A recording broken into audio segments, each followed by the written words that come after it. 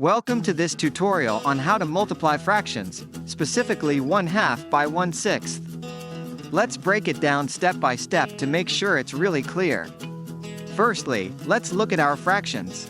We have 1/2, where 1 is the numerator, meaning the top number of the fraction, and 2 is the denominator, or the bottom number.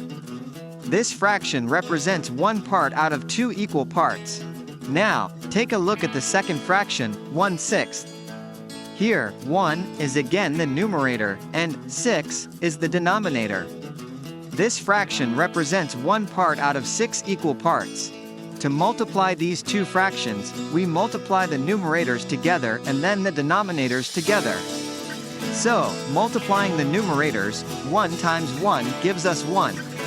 For the denominators, 2 times 6 gives us 12. Therefore, 1/2 multiplied by 1/6 equals 1/12. And there you have your final answer. It's as simple as that. Remember, 1/12 is already in its simplest form. You've now learned how to multiply two fractions together. If this tutorial was helpful, please hit that like button and subscribe for more math help. Thanks for watching.